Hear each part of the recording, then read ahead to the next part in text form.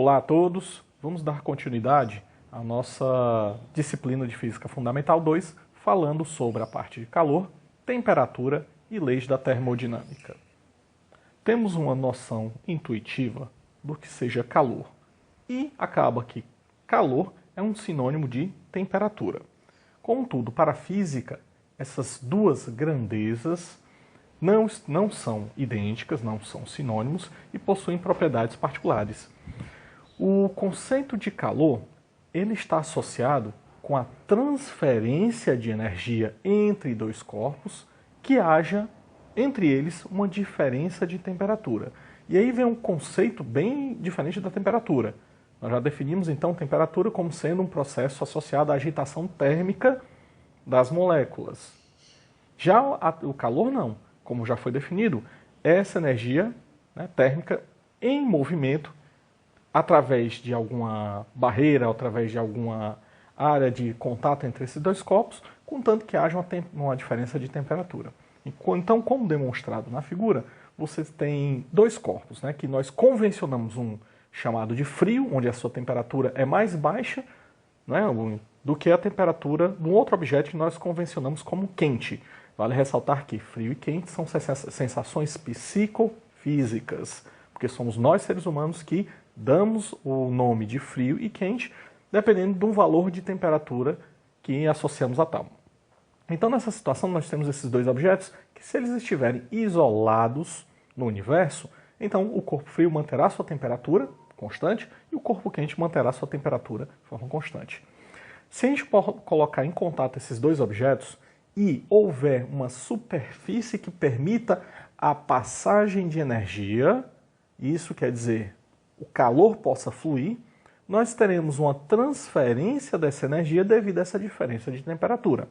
E de forma espontânea, nós teremos a transferência de energia, meio calor, do objeto que tem temperatura maior em direção à temperatura menor. E assim, o objeto mais quente perderá energia para o objeto mais frio, que ganhará essa mesma quantidade de energia.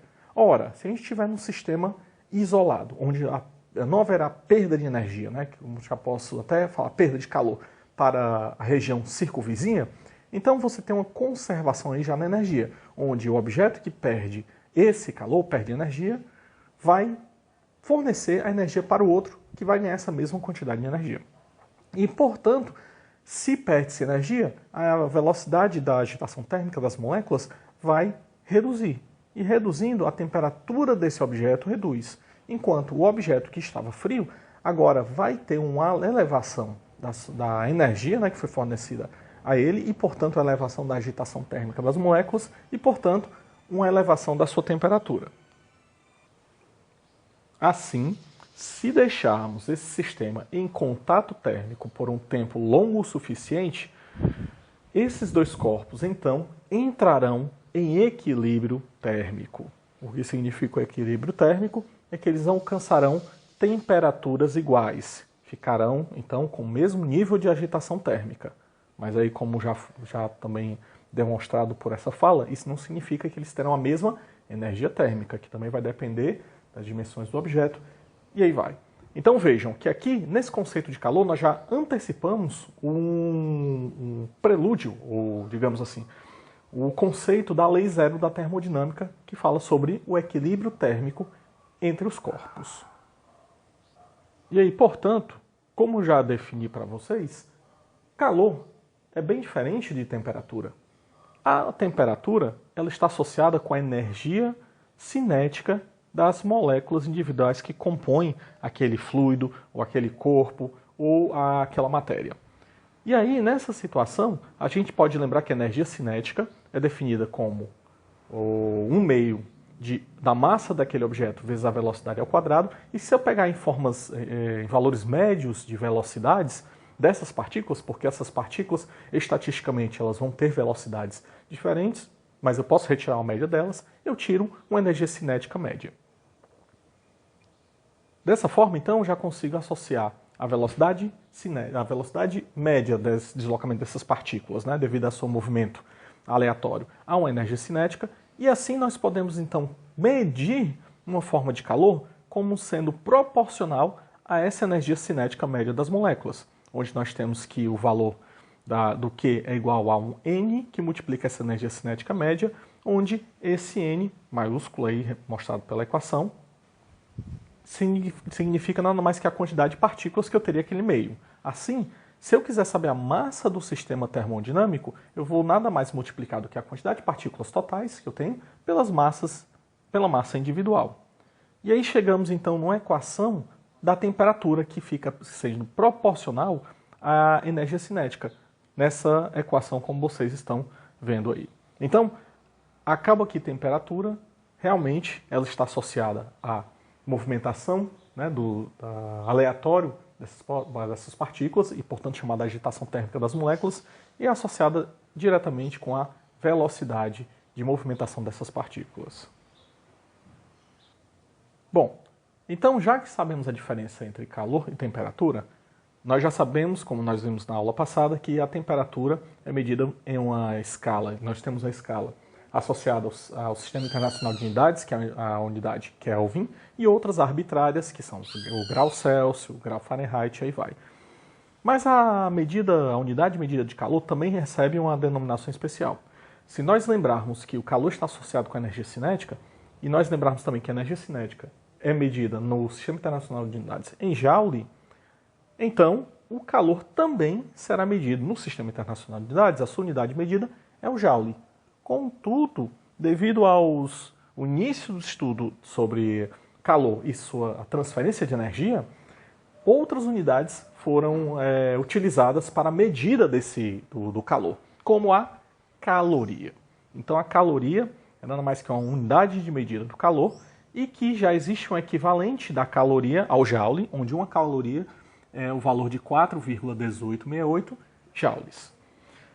Ela é bastante utilizada não só nas áreas das ciências exatas, embora mais difícil você utilizar o termo caloria. Mas, por exemplo, na área de ciências de alimento, em vez de você utilizar a quantidade de energia fornecida por um alimento em joule, normalmente é convencionado que você utilize em calorias. Então, portanto, um ser humano médio tem uma dieta que precisa fornecer uma quantidade de, entre aspas, energia em torno de 2.800 quilocalorias diárias. Então, é mostrando para vocês que, dependendo da área da ciência, nós utilizamos outras unidades que não sejam as convencionadas pelo sistema internacional. E existe um outro bem interessante, que é a BTU, que normalmente está associado aos aparelhos de ar-condicionados. Quando você escuta falar de um aparelho de ar-condicionado de 12.000 BTUs, é nada mais do que uma unidade chamada de British Thermal Unit, onde o BTU é a quantidade de calor necessário para elevar uma libra de água de 63 graus Fahrenheit para 64 graus Fahrenheit. Portanto, essa definição aqui é uma definição também de quantidade de calor necessária para elevar a temperatura de uma determinada massa. E assim também a caloria foi definida dessa mesma forma, onde a caloria é definida como a quantidade de calor necessária para elevar uma quantidade de 1 grama de água de 14,5 graus Celsius para 15,5 graus Celsius. Então, eleva uma variação de temperatura de 1 grau Celsius, né, de uma determinada massa de água, você tem o valor da quantidade de energia necessária em calorias. E que na unidade de Si, nós temos que uma caloria é 4,1868 joules. Podemos então convencionar agora, já que calor é a transferência de energia de um corpo de maior temperatura para menor temperatura, isso de forma espontânea, tá? Podemos convencionar então que esses objetos, ou essas massas, ou esses sistemas, eles podem receber energia e podem fornecer energia. Receber de quem e fornecer para quem? Lembra bem que a definição do sistema é uma região do universo, né, que é delimitada por uma fronteira, seja ela imaginária ou física ou real, tá? E que separa o sistema do resto do universo, tá? Então, nessa situação, você vai ter trocas de energia do universo em direção ao sistema ou do sistema em direção ao universo. E aí a gente tem que adotar alguma convenção. Então, nessa situação, se o sistema, ou o corpo, ou a massa, ela recebe calor das suas fronteiras, né, do universo que está ao seu redor, nós vamos convencionar esse calor recebido como valor positivo. E por que um valor positivo e não negativo? Porque normalmente quando recebe-se calor do meio externo, digamos assim, do universo para o sistema, você tem uma tendência de elevar a temperatura desse sistema. E elevando a temperatura, então nós adotamos que o corpo recebeu calor e, portanto, o calor é convencionado como positivo. Agora, se o sistema agora transfere energia para o resto do universo, então ele vai perder energia, perde calor, fazendo com que a sua temperatura interna reduzindo a velocidade de agitação térmica das moléculas, e aí então nós adotamos que o calor é negativo. Então essa convenção é importante para que nos problemas que apareçam na física, vocês convencionem de forma adequada que quando um sistema recebe calor, o sistema então tem o valor do calor transferido é positivo, quando o sistema perde calor, negativo. Quando então um sistema termodinâmico ele recebe calor da sua vizinhança ou cede calor, podem acontecer algumas alterações das suas variáveis macroscópicas. Vamos lembrar que é um sistema termodinâmico, agora nós vamos utilizar algumas variáveis macroscópicas que definem esse sistema, que são chamadas de propriedades de estado desse sistema, que são a pressão, a temperatura e o volume dele. Tá?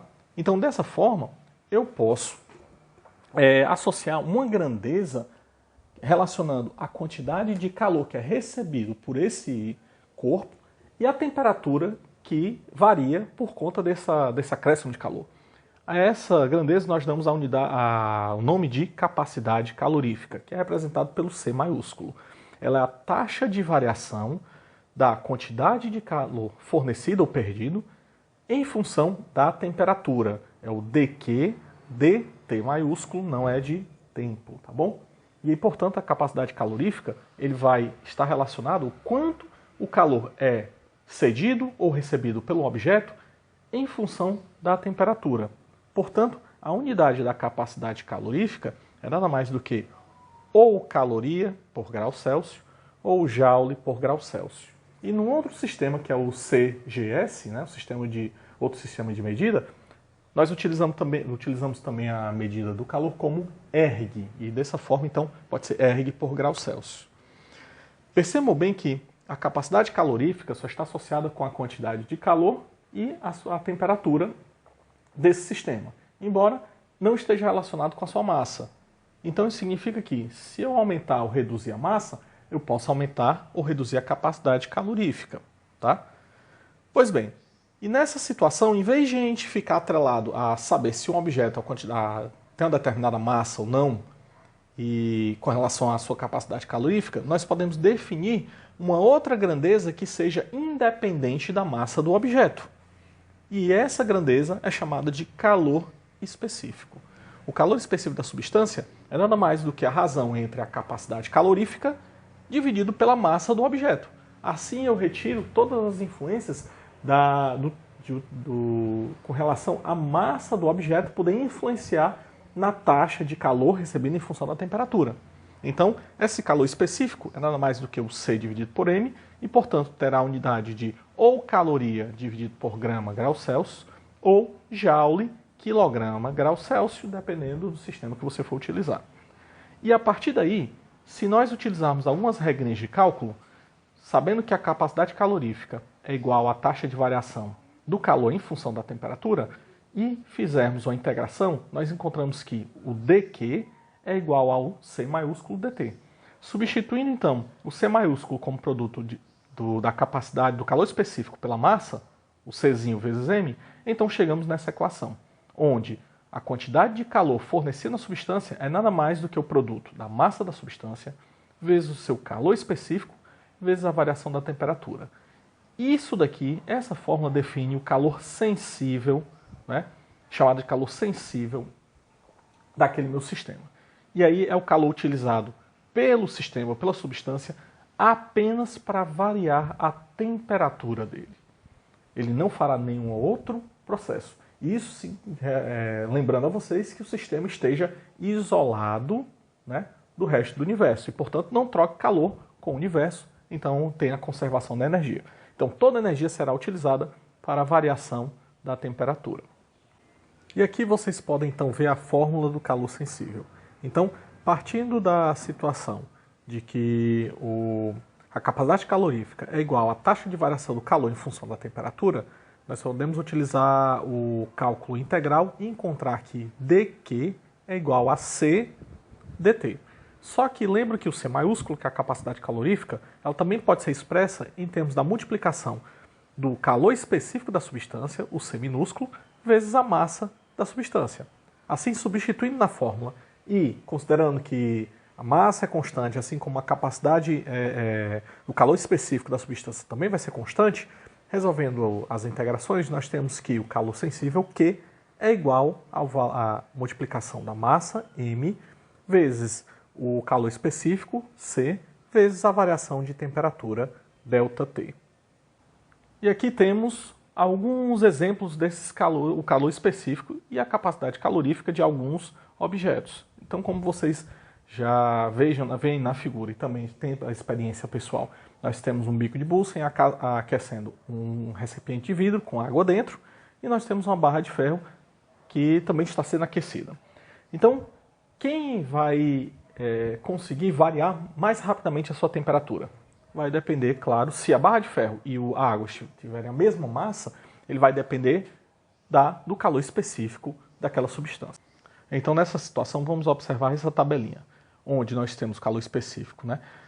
Há uma temperatura de 25 graus Celsius e uma pressão de 1 atm, nós temos que a temperatura, que é o calor específico da água, é 4.200. Mas 4.200 o quê? Eu preciso de 4.200 Joule para variar 1 grau Celsius de uma massa de 1 kg. Se nós olharmos, então, para o ferro, como eu falei para vocês, eu só preciso agora de 450 joules para variar de 1 grau Celsius mesmo 1 kg. Assim, a barra de ferro vai ter uma variação de temperatura, a mesma variação de temperatura, né? Não é mais rápido, cuidado, que a gente pode cair nesse problema, embora a gente pode definir isso depois. Mas ele vai precisar de um valor quase 10 vezes menor de calor para variar o mesmo valor de temperatura de 1 grau Celsius para 1 kg da barra de ferro, do que 1 kg de água também variar 1 grau Celsius. É isso que o calor específico nos diz. Diz então a quantidade de energia que eu preciso para variar uma determinada massa com uma determinada variação de temperatura. Percebam bem que agora, se eu comparar do gelo e da água, da mesma forma, eu preciso de quantidade de energia menor, 2.040 joules, para variar 1 kg de água no estado do gelo, para variar 1 grau Celsius. Então vejam que a água tem um alto calor específico, enquanto metais como o alumínio, o latão e o ferro possuem valores mais baixos.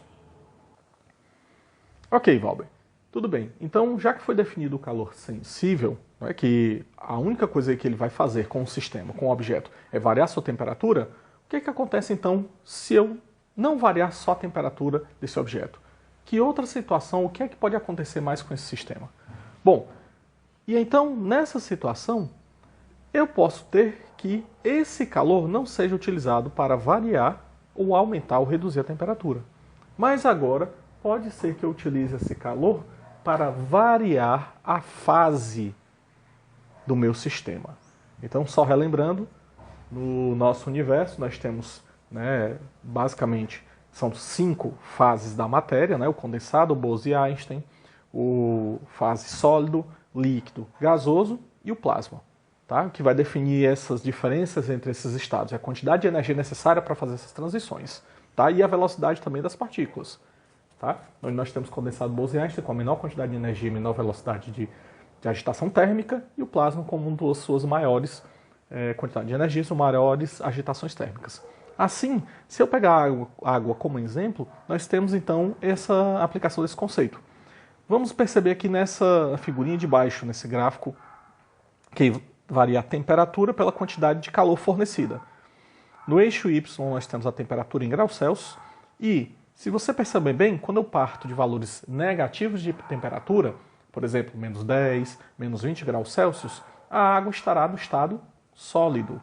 E assim, quando eu começo a fornecer calor para essa água no estado sólido, eu vou, inicialmente, só alterar a temperatura dessa substância, sem alterar a sua fase da matéria. E, portanto, a quantidade de energia fornecida vai ser simplesmente utilizada para aumentar a temperatura. Essa temperatura começa a reduzir em direção ao zero, e quando chega em 0 graus Celsius, como nós já sabemos e é convencionado, a água, ou na verdade o gelo, a água está no estado sólido, que é gelo, ela transita de fase. E aí, portanto, nesse momento, se a água, claro, for pura, eu não terei mais o aumento de temperatura.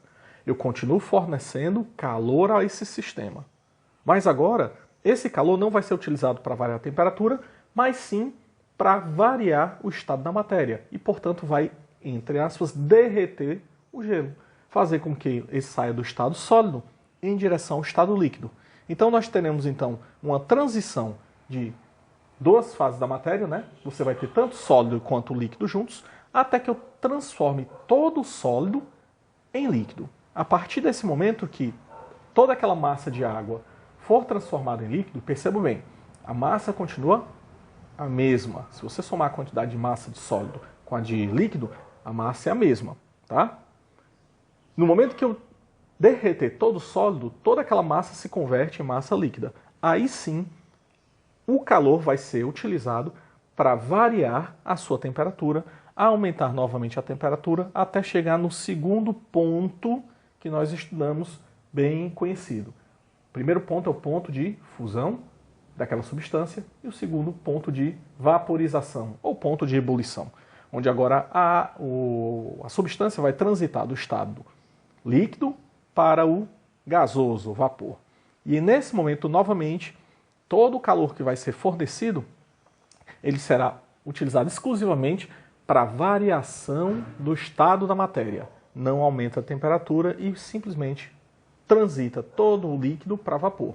E no momento que você faz toda essa transição do estado da matéria, de toda a massa, quantidade de massa líquida em vapor, de novo agora eu posso aumentar a temperatura desse sistema.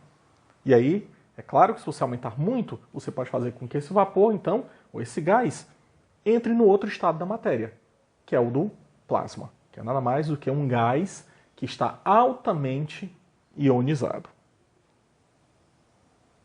Bom, então já que nós temos essas transferências, né, de calor que vão fazer com que agora os meus sistemas, as minhas substâncias, as minhas matérias transitem de fase, então, se eu não tenho variação de temperatura e mantenho uma pressão constante, diferentemente do outro calor que foi chamado de calor sensível, esse calor é chamado de calor latente. E nessa figurinha, só relembrando a vocês, que vocês devem ter visto isso lá na sua quarta série, são as transições de fase da matéria. Do sólido para o líquido, né, nós temos a fusão, do líquido para o vapor, vaporização, do gasoso para o líquido, condensação, do líquido para o sólido, solidificação. Mas nós também podemos ter diretamente do sólido para o gasoso, né, que nós temos a sublimação, e do gasoso para o sólido, que é a deposição. Então, essas são as passagens, as trocas, né, as transferências, não, são as mudanças de fases desses sistemas. E como é que a gente determina, então, o cálculo desse calor latente? É bem mais simples, bem tranquilo. O calor latente ele vai ser proporcional a uma propriedade da matéria que esteja associada a essa transição de fase, que é o chamado calor latente de transformação física. E já que ele é proporcional, lembrem bem nas aulas de cálculo, né, que eu tenho se uma função é proporcional a outra, eu acrescento uma constante, não é? Que eu agora posso fazer uma relação de uma função entre essas duas variáveis. E essa constante é nada mais do que a massa que mudou do estado físico. Então, a quantidade, o calor latente é Q igual a M vezes L, onde a M é a massa que mudou de estado físico e o L é o calor latente de transformação física. Quando nós temos dois corpos, e se eles estiverem isolados do universo, então nós temos que esse calor latente, né, ele flui de um corpo para outro, tá? Fazendo com que esse objeto ele mude seu estado, né, físico. E quando eu tenho uma junção de vários corpos, eu tenho que o calor flui de uma maneira que o somatório de todos o calor latente envolvido tem que ser igual a zero. Como assim, Valber? Vejam bem nessa figura do centro, que nós temos três objetos. O corpo B, o corpo A e o corpo C, que estão em contato térmico entre si. E lembrem também que, na definição de calor, nós dissemos que quando um sistema ou um objeto recebe calor é um valor positivo e quando ele cede calor é um calor negativo. Ora, vamos observar o corpo A. E vamos considerar que o corpo B esteja a uma temperatura mais alta do que o A e que a temperatura do A seja igual à temperatura do C. Tá certo? Então, nessa situação, na hora que o corpo B é colocado em contato térmico com o A, devido à sua temperatura maior, eu tenho e a diferença da temperatura entre o A e o B serem maiores, a temperatura B ser maior que a de A, eu vou ter a passagem de energia por meio do calor, transferido do corpo B para o corpo A. Assim, nessa situação, se a quantidade de energia for suficiente para fazer com que A mude de fase, então eu tenho que o corpo B está fornecendo calor para o corpo A. Se ele fornece, o corpo B perde calor. Portanto, para o corpo B, o calor é negativo. Contudo, o calor recebido por A vai ser um valor positivo. Se eu somar suas quantidades, e se for um sistema isolado do universo, eu encontro que a soma deles dois é igual a zero. Da mesma forma agora que o corpo A estava com a temperatura igual a do C, mas quando ele começa a receber o calor, a energia do corpo B, ele eleva um pouco sua temperatura em relação a C. E aí, portanto, se tem diferença de temperatura, tem passagem de energia. Então, o corpo A agora vai fornecer energia para o corpo C. Se ele fornece energia, ele perde energia e, portanto, o calor é negativo. Mas o corpo C recebe esse valor integralmente e pode ser utilizado para transformação de fase ou variação da temperatura interna do objeto. O fato é que, se eu somar a quantidade de calor que foi perdido por A com o valor que foi aproveitado por C, também eu tenho que o somatório dos calores é igual a zero.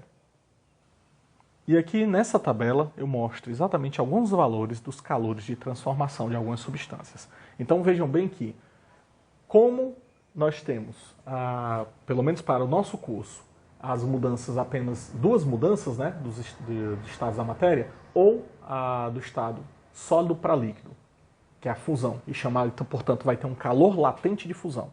E do líquido para o gasoso, que nós chamamos um outro calor latente de vaporização, nós teremos então dois valores para a mesma substância no momento da passagem do sólido para o líquido, na fusão, e no momento do líquido para o gasoso, ebulição. Então percebam bem aqui que nós vamos pegar a primeira substância da tabela periódica, que é o hidrogênio. Nós temos o seu ponto de fusão em Kelvin, que é 14 Kelvin. Cuidado, pessoal, aqui é em Kelvin, tá bom? Então quer dizer que para você fazer com que o hidrogênio saia do estado sólido para o estado líquido, é um valor de 14 Kelvin, e significa um valor muito baixo. Lembrem bem que está muito próximo do zero Kelvin, que seria o zero absoluto, em teoria. E o calor latente de fusão é um valor de 58 kJ por quilograma. Já o ponto de ebulição do hidrogênio está muito próximo do seu ponto de fusão, é 20,3 Kelvin. E eu preciso de 455 kJ por quilograma, do calor latente de vaporização, para fazer com que haja a transição do hidrogênio do estado líquido para o estado gasoso. É por isso que o hidrogênio, nas nossas temperaturas ambiente, ele está no estado gasoso, primeiro pelo seu ponto de ebulição ser muito baixo. Já agora vamos saltar para a água. O ponto de fusão da água é o 273 Kelvin, que equivale ao nosso 0 grau Celsius. Tá? E eu preciso, então, um valor para a transição do sólido para o líquido de 333 kJ por quilograma. Então, para 1 kg de água, eu preciso de 333 kJ de energia. O ponto de ebulição, que em graus Celsius é 100 graus Celsius, em Kelvin é o 273 mais 100, 373. Percebam bem a diferença do calor latente de vaporização, que é a transformação agora do líquido para o gás. eu preciso de 2.256 quilojoules para fazer essa mesma transição do mesmo quilograma de água. Então, é mais fácil, eu tenho que utilizar menos energia para fazer com que o gelo, né, seja totalmente transformado em líquido, em água, do que de água para o vapor de água. Tá? Eu preciso pelo menos aí de... Aqui dá umas 8, pelo menos quase 8 vezes o valor de energia. Tá? Então vejam, esse é o fato que vocês têm que levar em conta dos valores dos calores latentes, tanto de fusão e de vaporização, e não confundir esses valores de calor latente no momento dos problemas em física que vocês encontrarem. E aí já falamos então de diversos aspectos do calor, tá? E que o calor é a transferência de energia de objetos que estejam a diferentes temperaturas, mas existem processos de transmissão desse calor. Tá? Então, esses tipos de transmissão, eles podem ser dados de 3 formas. O método ou a forma de por condução, por convecção e por irradiação. No processo de transmissão de calor por condução térmica, o calor é propagado de partícula a partícula no material, sem o transporte de matéria. Tá? Então significa que quando você aquece uma determinada extremidade de um material que seja um sólido, por exemplo, ele vai aumentar a temperatura interna daquele sólido naquele local, que vai aumentar a agitação térmica das partículas, que vai agitar as moléculas vizinhas e, portanto, você vai conduzindo ou transferindo esse calor por condução ao longo do material. Principalmente ocorre nos metais. E aí nessa situação você tem a transferência de calor por condução. E assim, existem propriedades nesses materiais que vão então afetar a condução térmica. Então tem materiais que são bons condutores térmicos e péssimos condutores térmicos, onde esses péssimos condutores térmicos são chamados de isolantes térmicos. Alguns exemplos deles que nós temos é o gelo, por incrível que pareça, o gelo é um bom isolante térmico, o isopor, o vidro, borracha e vai aí outros exemplos. Na curso de engenharia civil, provavelmente vocês vão lidar muito com isolantes térmicos, vão ter que utilizar materiais que sejam bons isolantes térmicos na fabricação, por exemplo, de algumas construções de alvenaria, para reduzir a condução térmica do ambiente de fora, né, da sua construção para o ambiente interno da sua construção. O outro processo de transmissão do calor é a convecção térmica. Nesse processo ocorre a propagação do calor com o transporte de matéria. Percebam que na condução não há transporte de matéria, aqui há transporte de matéria. Essa convecção térmica, já que há esse transporte de matéria, então ele tem que permitir que o material possa ter mobilidade. E para que esse material tenha mobilidade, a gente tem que então utilizar, ou pelo menos ver as características desse material não como sólido, mas sim como outro estado da matéria, como os líquidos e os gases, que nós reunimos esses dois estados e chamamos de fluidos. Assim, nos fluidos, a convecção térmica, não é? Onde há a transferência de energia por meio da convecção térmica. E como mostrado aí no exemplo, nós temos o aquecimento de um líquido, pode ser água, e que você tem correntes de convecção na água para fazer com que a água que está lá no fundo, que está cheia de aquecida, ela suba e, portanto, ao transporte de matéria para as partes mais frias que estão mais na superfície, e depois você tem a água da superfície que está mais fria, que ela desça, seja aquecida e, portanto, você tem um processo de convecção. Esses processos acontecem muito também na geladeira da casa de vocês e na nossa atmosfera como um todo. E é por isso que vocês têm processos convectivos. A própria criação das nuvens no céu é um processo de convecção, onde você tem o ar que está sendo aquecido na superfície da Terra. Esse ar, então, por convecção, ele sobe para alturas alturas mais altas, mas lá, nesses locais, você tem temperaturas mais baixas que vão fazer um resfriamento desse ar, fazendo com que eles se condensem e formem as nossas nuvenzinhas. E é claro que o ar frio também pode descer. E é interessante que quando vocês olharem agora a previsão do tempo, vocês vão ter então o meteorologista, o jornalista que tem experiência na meteorologia, falando sobre zonas de alta pressão e zonas de baixa pressão. Ora, zonas de baixa pressão são aquelas zonas onde o ar que saiu do solo agora convergiu para partes mais superiores ou mais elevadas da atmosfera, portanto deixando uma baixa pressão naquele local. E zonas de alta pressão é quando agora eu tenho um retorno desse ar frio lá de cima em direção à superfície, então acarretando zonas de alta pressão. E o último processo de transferência de calor é a irradiação térmica, que ela é diferente, claro, das outras duas, que é a propagação do calor através de ondas eletromagnéticas. Essa propagação, ela independe, tá, do material. Como assim do material? Percebam bem que na condução eu dependi de um material, que foi um sólido, que conduziu o calor de um ponto a outro. Na convecção, eu tinha também a transferência de calor por meio da convecção, por meio do transporte de matéria. Aqui não. Na irradiação térmica, eu não tenho a transferência de calor através de um meio material. E aí, portanto, essa irradiação, ela ocorre, principalmente, claro, no vácuo, onde eu tenho a transmissão de energia de um ponto ao outro. Se a gente lembrar que as ondas também elas transportam energia e não matéria, então faz todo sentido a irradiação térmica. Portanto, é a propagação de calor por meio de um tipo de ondas, as ondas eletromagnéticas. E agora vamos então estudar um tipo de transmissão de calor por condução. Então considerem essa figurinha aí, onde eu tenho dois materiais, tá, ou dois sistemas, ou duas partes sólidas que estão com temperaturas diferentes, temperatura T1 e a temperatura T2, onde a temperatura T1 é maior do que a temperatura T2. Digamos inicialmente que esses objetos estejam isolados do espaço.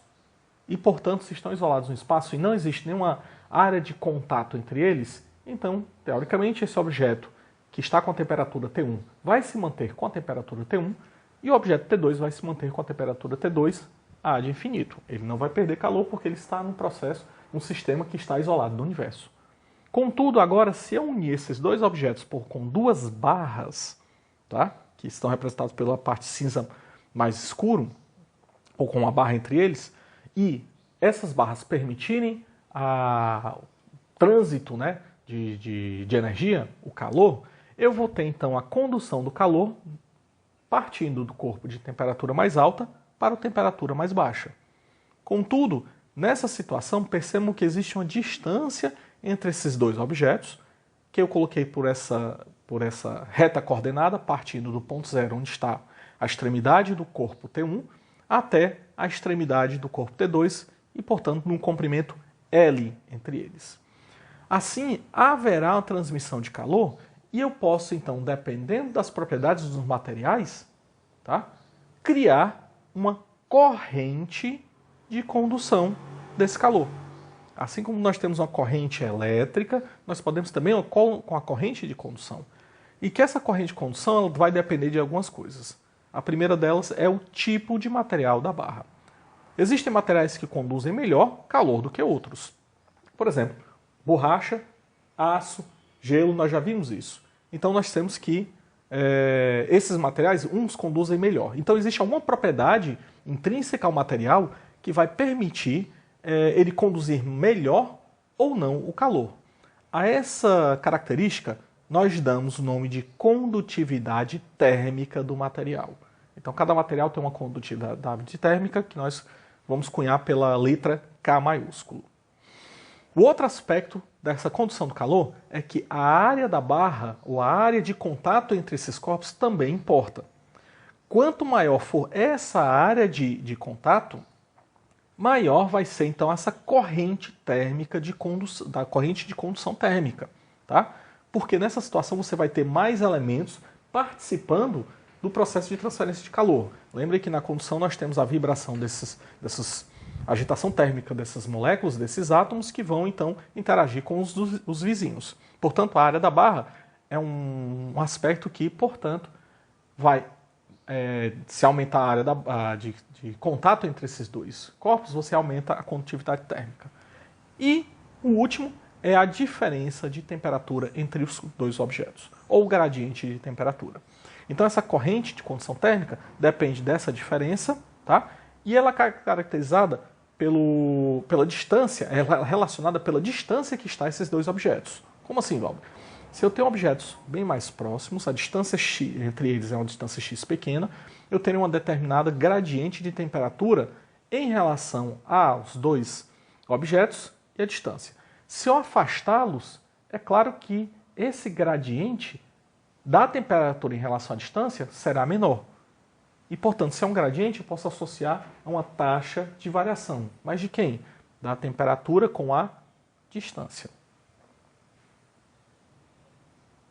Assim, podemos, então, cunhar essa condutividade térmica, né, pela uma letra que eu vou chamar de H, onde essa letra H ela vai ser igual à taxa de variação do calor em função do tempo, que aqui é representado pela essa primeira equação, o H é igual ao dQ dt. Contudo, a gente já sabe também que, pelas explicações anteriores, a minha condição térmica depende da condutividade térmica, tá? Dos objetos envolvidos, né? Ou da barra, da área de contato entre eles e da taxa de variação de quem? Da temperatura com a distância. Assim, eu tenho que também esse H vai ser igual a quem? A um K, que é a condutividade térmica, o A, que é a área de contato entre as barras, e a taxa de variação dt dx. E por que tem um negativo? Porque lembrem bem que a condutividade térmica, ele vai... não a condutibilidade térmica, desculpe, a corrente, não é? Térmica, ele vai sair do corpo de maior temperatura para um menor temperatura. Nessa situação, o que vai acontecer? Vai acontecer que o corpo de maior temperatura ele reduz a sua temperatura, enquanto o do menor temperatura aumenta. Então, em relação ao primeiro corpo, ele está perdendo calor. E se ele perde calor, então o valor negativo. E é por isso que aparece esse negativo. Assim, esse H, que é essa corrente térmica, é definido como menos K vezes A, vezes a taxa de variação dt dx. Ora, normalmente, se essas três corpos, né, estão isolados do universo e, portanto, há conservação da energia apenas nesse sistema, a minha temperatura entre T1 e T2 ela vai variar linearmente. Então, observem aqui nesses eixos coordenados. No eixo vertical, nós temos a temperatura, no eixo horizontal, o comprimento. Vejam bem que no comprimento eu parto do comprimento zero, que seria exatamente o limite do corpo que está com temperatura 1, né, a parte mais à direita dele, e o comprimento L é no limite quando eu chego no corpo que está a temperatura T2. Ora, se eu olhar a temperatura no ponto zero, é claro que a temperatura é T1. Agora, se eu olhar a temperatura no comprimento L, é claro que eu vou ter a temperatura T2, que é mais baixa. E eu posso, então, associar uma linha reta entre T1 e T2. E sendo assim, eu posso utilizar, então, as regras do cálculo e ver que a taxa de variação dt dx ela está associada com a inclinação da reta tangente a esse ponto, que é o valor T2 menos T dividido pelo comprimento L. Assim, eu posso substituir no lugar da equação do H pelo dt dx, e lembrem que a inclinação aqui é uma inclinação descendente, uma inclinação negativa. Portanto, dt dx é menos T2 menos T1 dividido por L. Assim, substituindo na minha equação da minha corrente térmica, nós temos que o H é igual à condutividade térmica K vezes a área de contato, né, da barra com esses objetos, A, multiplicado pelo T1 menos T2 dividido por L. E, portanto, encontramos, então, essa equação para a condutibilidade da corrente de condução térmica entre esses dois objetos. Então, em suma, pessoal, que nós vimos na aula de hoje, nós vimos que os conceitos de temperatura e calor podem, no cotidiano, até ser semelhantes, né? Serem utilizados como sinônimos, mas para a física são bem diferentes, onde a temperatura está associada com a agitação térmica das moléculas e, portanto, a velocidade cinética, a velocidade média, né, dessas partículas, e que o calor é a transferência de energia de um ambiente, de um sistema com a temperatura mais elevada para o outro com a temperatura menos elevada, a temperatura menor. Vimos então também o conceito do calor sensível e o calor latente, onde o calor sensível é utilizado para apenas variar a temperatura do sistema, sem mexer com outras características dele, enquanto o calor latente é aquele que você tem variação da fase da matéria, sem mudança nas outras propriedades, no caso da temperatura do sistema. E vimos, por fim, os processos de transferência de calor, que é o método por transferência por condução, convecção e irradiação. E, por fim, a transferência de calor, a equação de transferência de calor no meio sólido por forma da condução. A aula de hoje, então, ela está encerrada. Agora, utilizem a leitura que vocês vão fazer dos capítulos sobre a parte de calor e sua condução térmica e realizem os exercícios. Até nosso próximo encontro.